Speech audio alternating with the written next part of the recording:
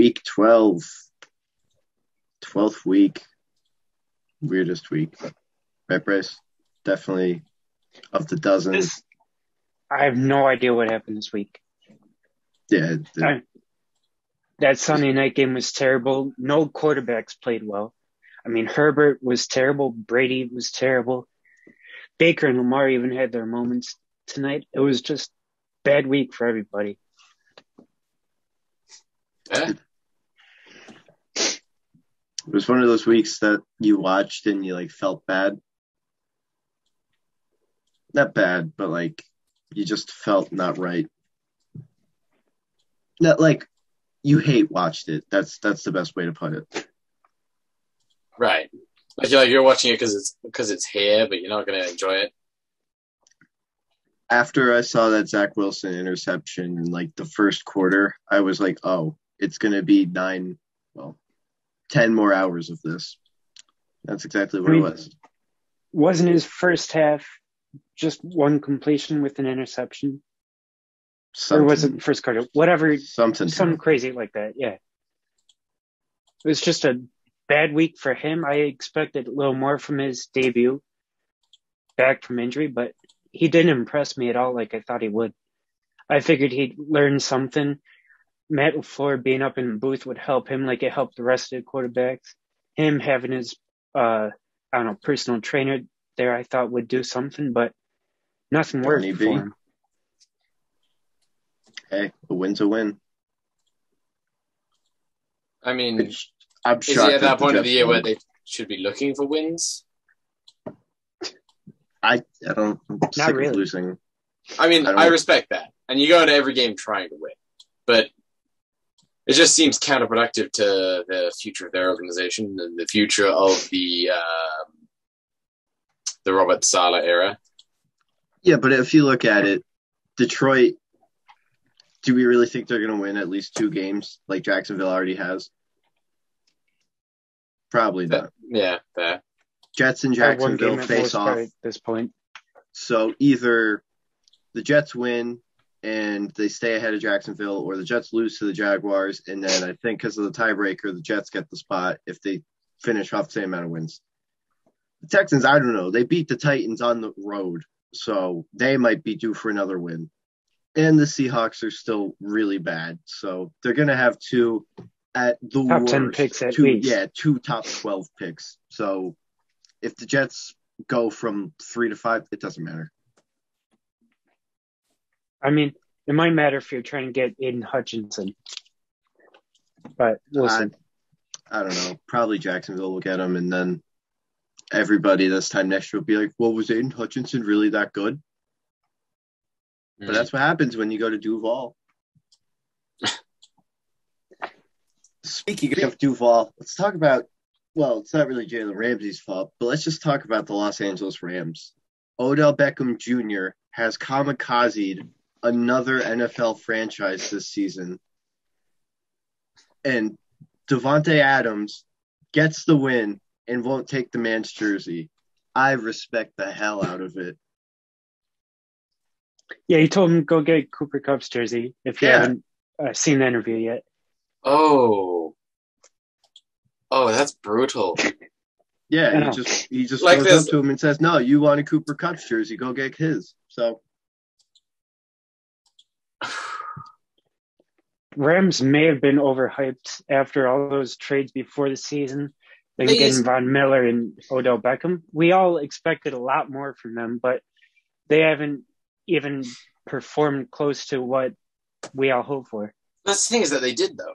They were doing extremely well. They were 7-2 2 weeks ago. Yeah, they still have holes though. Coming off a bye week, I think the loss of Robert Woods, strangely enough, seems to have done more damage than the addition of Odell Beckham Jr. could have done positive. Oh, and not to cut you off, but Troy Aikman saying Robert Woods was a top 3 receiver in the NFL. The stupidest thing I've heard all year. That's absurd. I mean, I love Robert Woods. I'm a huge Robert Woods fan. I'm going to say he's top 40. Maybe before the season, he was the best receiver on the Rams. He's not even the best receiver on the Rams anymore. I don't think he was before either. I think he was always supposed to be the number 2 to Kupp with the way things were going. And It just sort of whichever one Stafford decided he wanted to throw to more was going to be the guy. Because Stafford's the guy who develops his number one. You could even argue he's like maybe not even the third best in that division if you want to put DK up there. Because obviously I put DK above Robert Woods, but maybe less for his like. I think Robert Woods has benefited with a massive experience. I think if we see the same from DK will massively outclass him in the future. But I just think that Robert Woods has done so much stuff at a consistent, good level. Not great, not incredible, not elite, but a good level since entering the NFL. And he's tidied up the little things that he used to do wrong when he was younger.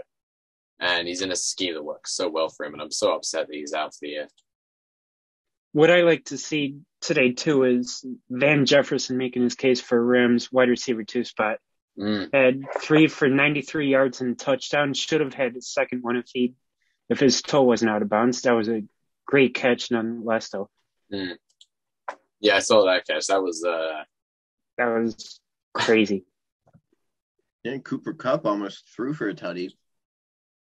I missed that. Was that the one you were talking about? Was to Van Jefferson. Okay, yeah. Oh, that was that got called back. Jefferson. Yeah. Cool. Yeah. Okay, a big takeaway from that game. This is why we learned after Russell Wilson, or we should have at least. This is why after 6 weeks, you can't just start to etch a name on the MVP trophy because Matt Stafford, whatever's going on, I don't want to blame him. I think it's Odell Beckham's fault. Neither here nor there. And Aaron Rodgers, was it 2-3 weeks ago? People were legitimately saying he should be put in jail for deceiving the media. And now he breaks his toe, and he's still able to run past the Rams on the same play that they did earlier this year in the playoffs. I don't know. Did anyone hear what Joe Buck said about Aaron Rodgers' toe? No. He said something about Aaron Rodgers getting it immunized. Right, that's why. So it's good now, right? It's just like getting it fixed. It's just like if you got to put in a split and walk around with a boot for a while. Yeah, his toe's all better now, just like that. Oh, good. I'm so free glad. from any other injury. Yeah, it can't get hurt. It's impossible. No. Somehow. The Packers it seems like every position group they have is just somehow hurt or depleted. They go into their bye week with the huge win at home on Charles Woodson night. So I would say right now, even coming off the loss last week, they're kind of in a good spot still. Yeah, I would say them are, my Cardinals. But I guess you would have to Cardinals give are it to getting the Packers. Kyler Murray back. Cardinals are getting Kyler Murray back, which you got to be happy about. So. Yeah, but Cliff might be gone, Bryce. Cliff might leave us. No, Cliff to Oklahoma. He's got one more year left on his contract. Might have been worse than the Jets-Texans game. Cliff Kingsbury is going to leave for Oklahoma. You believe that? No. Did anyone actually watch that Jets-Texans game, though? I did. I just saw the words Jets-Texans on the schedule, and I blacked out for like 4 hours. I asked Jack before, LaFleur, because you two would never watch a Jets game unless the Bills were playing. But LaFleur, since he's been up in the box, drinks a 20-ounce Pepsi. And today he had a 12-ounce can of Coke. And the offense so that's why. Yeah, it's spit and sputtered a little bit. So, maybe he needs that red, white, and blue globe instead of the Coke. They sat down there and they said, we don't have Pepsi. Is Coke okay? And then just sort of the NFL branding just said, nope, we lose now. They fixed it because there's Coke. The other team or game between two, you could call it classes of a conference somehow. Patriots-Titans. Patriots won. The Jets also beat the Titans, so it's not that impressive, right? Yeah, I'd agree with that. Really, the Jets beat a better Titans team than the Patriots did. Yeah. Titans did have nobody on their roster. they had to start Dontrell Hilliard and Dante Foreman. Yeah. If you'd asked me who those two people were a week ago, I might not have been able to tell you.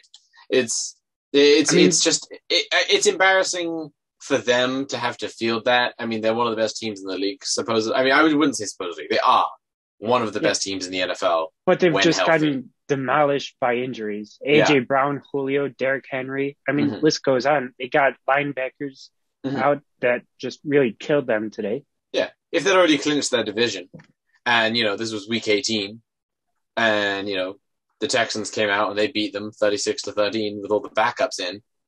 Maybe it wouldn't be a huge issue. It wouldn't be a big deal. Week 12, why is this any different, really? I mean, week 12 right now, it kind of might be a big issue if you're talking about seeding. Yeah, I mean, playoff seeding, it matters, but it's when people seem to be giving the Patriots a massive amount of credibility, and I do think they are a very good team right now. But to act like they're one of the best teams in the entire NFL based on what we've seen so far just feels dishonest. Yeah, I mean, there's trotting out Kendrick Bourne and Jacoby Myers and Nelson Aguilar as starting receivers. Yeah, they're doing I think they're massively overperforming from the standard that we were supposed to be expecting from them.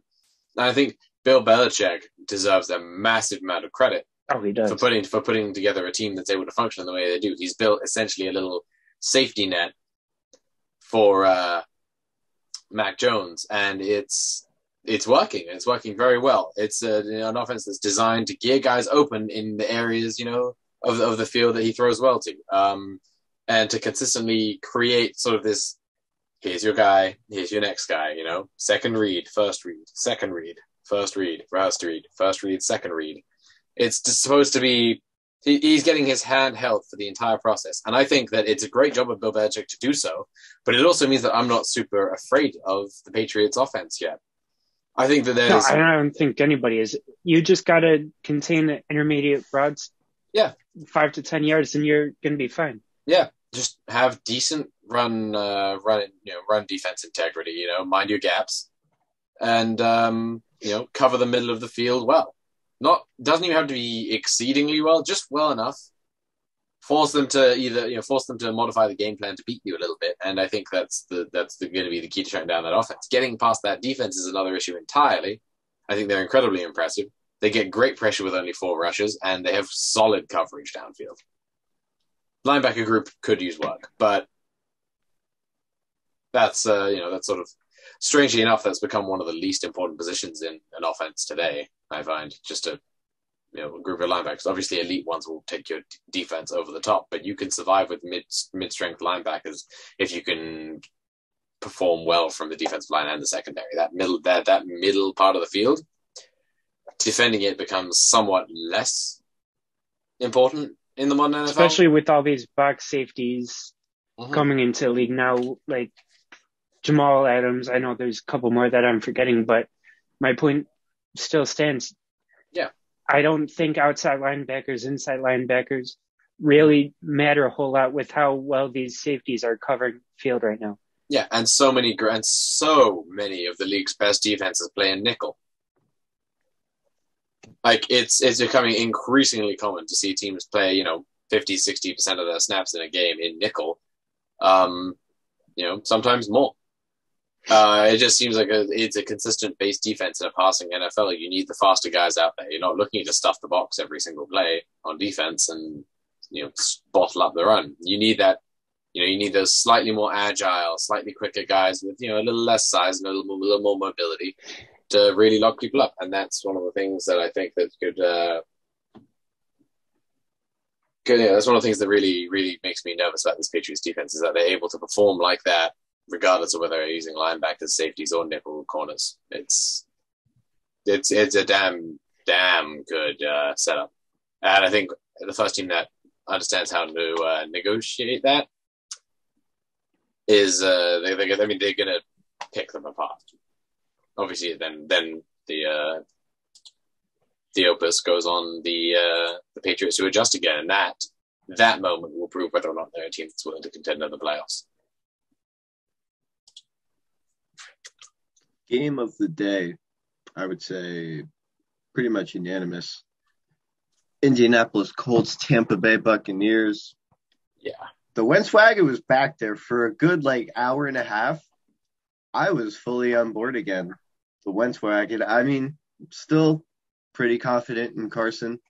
He's, turned it around. And somehow, I mean, it's not that surprising with all of the Titans' injuries that we talked about a little earlier, but the Colts are only 2 games out of the division. And with Tennessee, couple game losing streak, Henry not coming back, A.J. Brown, food poisoning 1 week, whatever he has wrong with him now. Colts, and they're playing better. They got their in-season hard knocks going. They could be a team to watch out. This is like, I hate those, it's a loss but a win. But this, for the Colts to contend with the Bucs as long as they did, and Leonard Fournette bursting through for a 4th touchdown away from potentially getting the ball back with a little more time and having to tie it instead of score a touchdown. It was a good game for Indianapolis. And Michael Pittman can't get beat by a shorter safety like that again. That was terrible. Now, let me ask a question. Are you more concerned with the Buccaneers after this game, or more happier with how the Colts played and how their future looks? I mean, I would say that this game was super encouraging despite the loss for the Colts. But considering the fact that the Buccaneers have been in shaky territory lately, and considering that the Colts are genuinely looking like a real contender coming out of the AFC, they're like yet another real contender coming out of the AFC. I would say that this is one of those scenarios where both these teams have to be pleased with the way they look. Obviously, the Buccaneers are happy with the result, and the Colts are a little disappointed. But these teams looked as good as they could really look against each other. And I can't really find a fault with being happy with your performance if you're a Colts fan right now. It's encouraging. You're still well within the playoff race in the AFC. You got tiebreakers over some good teams, and you're just a couple of wins away from making the playoffs. I say just hunker down, make the playoffs, and it doesn't matter what happens when you're in. They might even get a home game out of it. They really could. They're only 2 games shy of the division now. And the Titans are in very poor shape at the moment. They could close that gap very quickly. Bryce, to answer your question, it's Tom Brady in the burgundy, maroon, whatever they call it. You can never count him out, unfortunately. When they were losing at halftime, I was like, yes, we finally got rid of him, everybody. And then they came back and won. So you can't get rid of him. I mean, he was just off all day. Brady was off all day. I don't know if it was a reads or the scheme that Colts made up, but he was making terrible decisions. He was leaving big first downs on the field all day. It just didn't impress me. Yeah, his play's been kind of shaky this year. I mean, obviously he's had great moments. He looked like the MVP for some part of the beginning of the season, but so did Russell Wilson last year. And he's looked like mid to late season Russell Wilson this year. So far in the mid to late season this year, I'd be nervous if you're a Bucs fan because they spent half this season so far looking like they're ready to repeat. And then the other half this season, injuries. Yeah, they've been massively hampered by that. But then they also weren't in that great a place to start with. No, I mean they signed Richard Sherman and tried to make him a starting cornerback, and that just didn't work out. Mm-hmm. You can't be midway through a season with Super Bowl aspirations like the Bucs were, and try and start old veterans like Richard Sherman. Yeah, straight off the free agent market. It's just not realistic. I'd expect that from barely wild card contenders, not the Bucs. You just reminded me of something, Bryce. Did you know Danny Amendola still plays? I was shocked when I saw that today. Isn't he for Houston? Yeah. If I ain't mistaken? Yeah. I was like, what? I thought you just went away. Yeah, he could have retired 3 years ago and no one would have known. No. It's like Danny Woodhead years ago. No one remembered him. He just retired out of nowhere. No one cared. Danny Woodhead was really good for fantasy, was good, though. Yeah. Probably the only white running back that's been good besides McCaffrey. Never healthy. I mean, we could talk about that. Cam Newton got benched for XFL legend and poster in Bryce's bedroom type PJ Walker. Josh Johnson even got in the game today. You see that, Bryce? Did he actually? Converted a 2-point conversion. Yeah, ran it in. There you go. It's a good day for XFL then. Bob Stoops coming back to Oklahoma for one game. A great day for the brand. Oh, yeah. But, I mean, going back to your Cam Newton point, I think the first two games that he was back with Carolina just were fluke games almost. I mean, he ran for a touchdown, threw for one, but there was nothing super impressive like prime Cam Newton. I think his first game when he said, "I'm back," was back to his Patriots days, not Carolina. Yeah, that's fair. I think that he's... I mean, he had 92 yards and 2 INTs. Didn't he have like a 5.8 passer rating too, if I'm mistaken? Yeah, it was unbelievably bad. He's I mean, I think he fits better in Carolina's offense, but what the hell is Carolina's offense? They've relied on one of the best defenses in the NFL all season, but they still, they're losing games, 6 to 12, I don't think Carolina's offense even knows what they are. No, and they don't have an identity. Christian McCaffrey just got hurt again. Rest in peace, my fantasy team. Are you going to rely on Cam Newton to be your starting quarterback and let $18 million Sam Darnold ride the bench? Or are you going to just stick with your financial... Are you going to stick with him because you paid him $18 million guaranteed? Or are you going to actually go out and sign somebody and fix your mistakes? Did you ever see that stat or whatever about the replacements? No, so the way it breaks down, right? The Panthers technically are still paying Cam from that contract, 2 years ago or whenever he signed an extension, right? Mm-hmm. So they're paying Cam Newton's original deal. They're paying Teddy Bridgewater to play for the Panthers. They're paying Sam Darnold now to play hurt for the Panthers, and then next year with his fifth-year option. And now they have to pay Cam a little bit less, but they have to pay him his money from years ago, and then a little bit less. And on top of you're paying Cam for 2 contracts, and he's not even the best quarterback on the roster. PJ Walker is. I mean, it's bad when PJ Walker checks in the game and his first drive is 2 sacks and an interception. And I love the guy; he was great in XFL. But what are you doing? Yeah. I mean, he's clearly he's also he's had his moments. He's proven that he can be like a backup in the NFL. I would say Carolina loves him too. Yeah, well, because he fit that Sam Darnold play style, and an incredibly important thing that people don't consider about backup quarterbacks is that their play style needs to be comparable to the play style of the starter, so they don't have to rearrange the entire offense mid-game if their starter goes down. Right. PJ gives them that, but.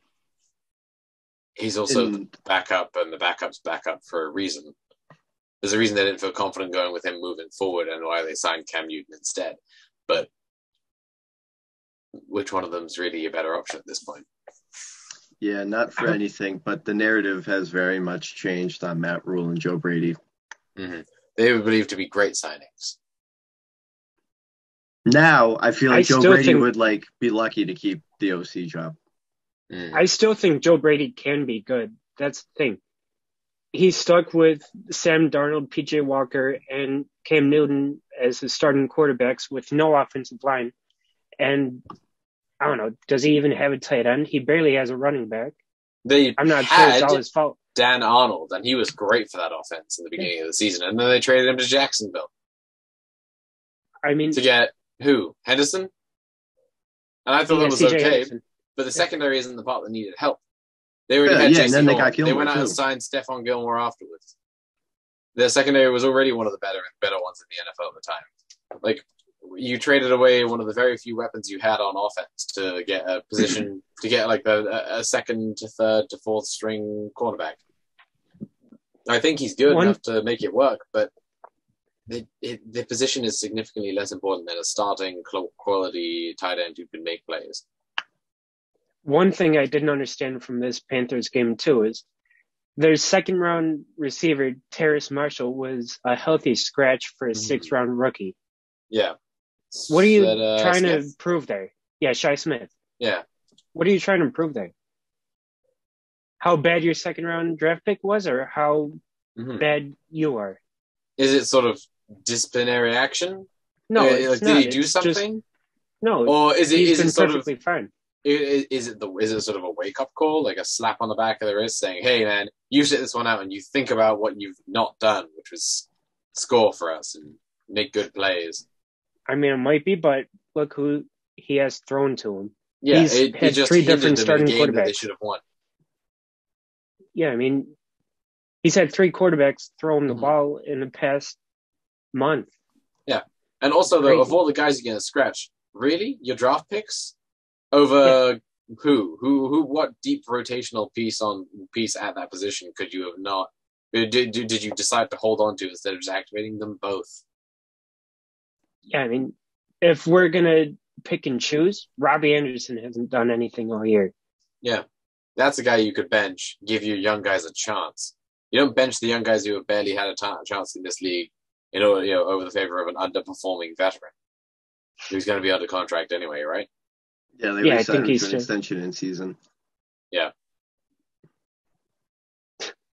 Well, let's keep on this narrative changing basically week by week. Justin Herbert really isn't the golden boy anymore. No. I'm so disappointed. Honestly. Chargers are still a very young team. That's the thing. Yeah. You can't expect consistency. Yeah, I think they peaked a little too early than what they probably should have, because they still have a few holes that they need to address. They're still young at a lot of positions. Herbert's still trying to learn the system. They got a rookie head coach. I mean, they're just young everywhere. I can't expect them to play like they did all season. I think that the first 4, 5, 6 weeks, whatever it was kind of a fluke for first year. Very fair. Mm-hmm. But then also, it's the Broncos, and they should beat the Broncos. That's fair, yeah. I mean, Javonte Williams just dominated that defense somehow. And Drew Lock is going to be the Geno Smith of his draft class. He's probably going to lose. Well, he lost the starting job. He's probably going to leave Denver because he thinks he's going to get some second chance, and then he's just going to play. And but go to Jets. No. He's gonna randomly show up behind veteran QB. Yeah, he's gonna break whoever has the longest streak now. He's gonna break Herbert's streak of consecutive starts probably in 10 years. Yeah, he's gonna be the backup to a veteran QB who gets hurt. And everyone's gonna be like, "Oh yeah, you remember him from the 2019 quarterback draft class, 2020? Yeah." Yeah, I remember him. Yeah, just like the 2013 QB draft class. Yeah, Geno Smith, that guy. I remember. He's going to crop up. It'll be 8 years from the time he was drafted. Just like Geno Smith. When Matt Barkley was the best quarterback from that draft class. Yeah, it's embarrassing that he was the best guy. I feel horrible as a Bills fan for the fact that E.J. Manuel turned out to be what he turned out to be. But, I mean, think about it now. I mean, even only a few years later, quarterbacks of equitable talent level are being drafted early in the first round out of necessity by desperate teams. But that wasn't the method back then. I mean, these guys are getting drafted late in the first, early in the second, and they were the top of the class at quarterback. 2 games that had surprising amounts of playoff implications. The Giants and Eagles, I don't want to talk about that at all. I just had to mention that it happened. It kind of had major playoff implications because both those teams are this close in the hunt. And Giants fans think oh, maybe we're a fringe playoff team. You're not. You beat the Eagles. I'll give you that. It's a good win on your resume. You beat Jalen Hurts. Who cares? Yeah, hang on. But this incredibly hurt Giants team almost toppled the Bucs. Yeah, but they didn't. So almost toppled the Chiefs too. Yeah, they were this close to being a lot of good teams. And they're very much in the hunt. I think they're one game outside of the wild card spot right now. I mean, if we're going to play the almost beat these good teams, Detroit has 2, and they ain't getting credit. I think that Detroit, I still maintain that Detroit are probably the best winless team we've ever seen. And I'm going to keep saying beat the Bears. They should have beaten like 4 teams this year. They should be. And now they're going to be lucky to get 1 win this year. Yeah, which I mean isn't a terrible thing because then you can just load up on draft pick. So I'm not sure what you want to do here. Vikings, 49ers also that was playoff fantastic games everywhere. Please, Minnesota, please fire Mike Zimmer. I know they're 5-6, still in a playoff spot. Didn't they sign him to an extension just like last year? I think it doesn't matter. Pay his grandkids. Just get rid of him. He's holding the franchise hostage and back. I hate seeing that like guy who has just problem after problem, and every season it's like, oh, Mike Zimmer has this wrong with him, and now this is wrong. Just please get rid of him. He's easily my top 5 least favorite NFL head coach. And I understand, we paid Kirk a lot of money. That's a problem, too. Kirk is fine. Get rid of Mike Zimmer. Kirk was having a quietly great season. Yeah, I know. But just Mike Zimmer is a buffoon. Yeah, I agree with that. I think that they need to change that up quickly before they lose all the talent they have on this roster. By the way, Dalvin Cook also went down today. Dislocated shoulder, yeah. Yeah. Also, speaking of injuries, Jack Conklin is believed to have torn his patella tendon during the Ravens' which time. Is a terrible injury for the Browns. Massive loss for that offensive line. We saw what happened after he left the game. Baker couldn't. Yeah, he didn't have time in the pocket. Yeah, and you saw that last-minute drive they were doing. They blew that. Yeah. They blew the pocket up in incredible fashion 4 straight times. Baker did a decent job in there, just getting the ball out there. You know, I mean, one of them was a tough catch but dropped, and the other 3 were off target. But it's devastating. Back to Niners game though. I think this is what everyone hoped for from the Niners offense going into the offseason. I mean, Elijah Mitchell had 133 yards and a touchdown. Deebo Samuel, he's been having a great season running the ball lately. I don't know what got into him. Yeah. But he had 66 rushing yards and TD plus another, 12 yards receiving. Ayuk had 3 for 91, and I don't know what got into them, but Jimmy G looked somewhat decent. Mm-hmm. And Elijah Mitchell went off. He was fantastic today. Yeah, who would have told if you told me early this season that Elijah Mitchell would be getting 27 touches. Sorry, 32 touches, including receptions. I can't believe over Trey Sermon, their 2nd-round pick. Yeah. I mean, hey, man, the kid's got it. You got 133 yards rushing, 35 yards receiving, touchdown. I'll give it to them. Jesus. But that Dalvin Cook injury could be big for them throughout the rest of the season and through the playoffs if it's a long-term injury, because he's kind of what their offense relies on the whole game. Yeah, definitely. Everyone's favorite time of Sunday night. Best time of the year. Well, I mean, we do it every week. It's not like it comes up once a year. It feels like it sometimes, but yeah. But it feels like I waited a year every time. Fair, I guess. Talking about players dropping their nuts on the table. Let's go first. Bryce, you want to go? I mean, it's going to be obvious. It's playoff Lenny for me. Yeah, at 100 yards. Yeah, 100 yards and 4 touchdowns. He was the only one that actually made a big impact on that Buccaneers offense. Yeah. If it wasn't for him, I think Indy would have won. I mean, yeah, he took 28 of Tampa Bay's 38 points in. That's horrifying. He had a Jonathan Taylor type game against the Colts. Yeah. It's crazy. A little bit of vengeance, I guess. Yeah. Thanks so much, Tampa Bay. I know. Really appreciate it.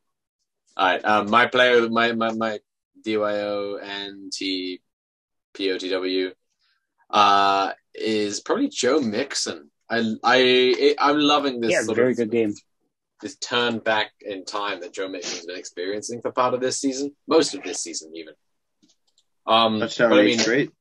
Yeah, 2 touchdowns today. Yeah, 12 touchdowns in the last 8 games, and at least 1 touchdown per game over that span. 28 rushes for 165 is a pretty efficient day, and 2 touchdown rushes. Yeah. What's crazy is, go ahead. Sorry. This offense is finally getting to lean on their running back and not put it all on Joe Burrow to succeed, and I am so happy for it because it lets Joe Burrow grow. He said in his press conference that he fell in love with the big play, with the splash play, and it started to cost him after his teams adjusted to that. And now he's being a little more reasonable, and Joe Mixon lets him do that and gives this offense that integrity that they needed. What's crazy is, too, this offense isn't even done growing either. No. They're still a very young team. They got Jamar Chase, Joe Mixon, young Joe Burrow. That offensive line is very young still. Yeah. Sky's the limit still. And we haven't seen the peak of this offense yet, and it's almost scary. Definitely. I totally forgot about that game just because Ben was so bad. Yeah. No one thought about it. Retire. Yeah. Go home.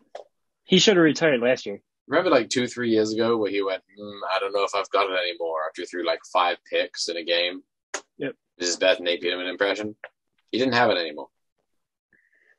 Sorry, Ben. Yeah, I mean, he made his money, so shouldn't be that. He stuck around for another 3 seasons. He should have retired when the Steelers were $11 a year. Go out when you're on top.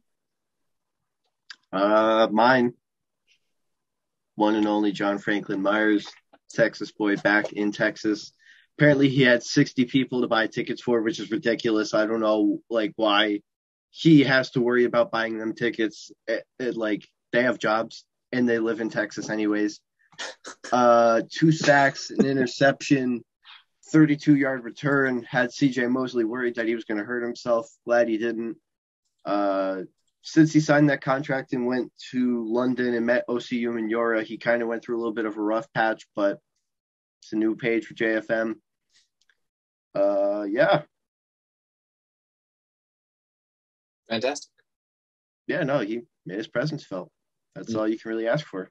Yeah. Fantastic game, yeah. That is going to wrap up week 12. It was a tough one to watch. But we'll be back on Tuesday talking about. Fell asleep for the early games, but yeah. Yeah, I usually do. We're out.